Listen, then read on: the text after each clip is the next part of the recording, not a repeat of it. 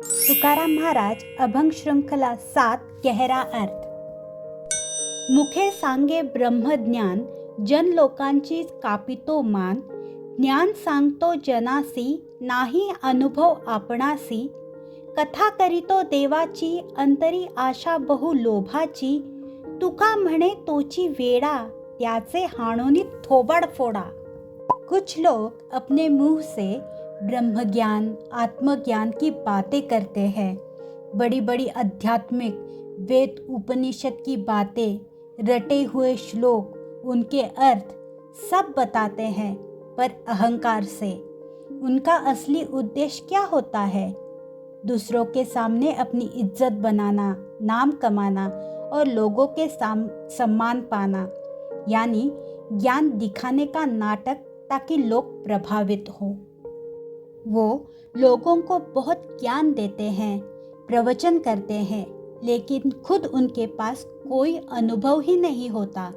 यानी वो किताबों का ज्ञान सुन सुन कर बताते रहते हैं, पर उन्हें ब्रह्म ज्ञान का बी भी नहीं पता होता, आत्मज्ञान का ए भी नहीं पता होता.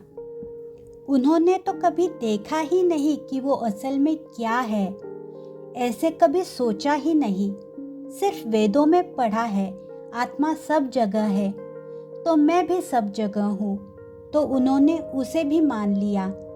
कभी खुद से पूछा ही नहीं ये एग्जैक्टली कहा क्या जा रहा है. वेदों में लिखा है, आसान तो नहीं होगा ना, कुछ तो सोच में बदलाव लाना पड़ेगा ना. पर ये कौन सोचे, असली मज़ा तो सबके साथ है. 3rd लाइन में तुकाराम महाराज जी कहते हैं कि कुछ लोग बाहर से भजन करते हैं, कथा करते हैं, ईश्वर की बातें करते हैं, पर उनके अंदर का मन लालच, इच्छा और स्वार्थ से भरा हुआ होता है. कथा मंच पर पवित्रता दिखाते हैं, लेकिन भीतर इच्छा, पद, पैसा, मान सम्मान का लोभ होता है. अंत में तुकाराम महाराज जी कहते हैं, ऐसे लोग खुद भी पागल है और दूसरों को भी पागल बना रहे हैं, क्योंकि वो खुद को तो धोखा दे ही रहे हैं, वो दूसरों को भी धोखा दे रहे हैं. और लास्ट में एक एग्रेसिव रिमार्क भी उन्होंने किया है कि ऐसे लोगों को कस के चाटा मारना चाहिए.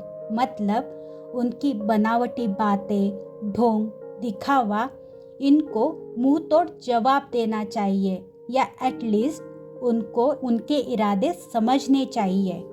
So I end this explanation with a beautiful Marathi proverb, जगा सांगे ब्रह्मज्ञान, स्वतः कोरडे पाषाण. मतलब सारे दुनिया को ब्रह्मज्ञान बताने वाला खुद पत्थर दिल है. धन्यवाद.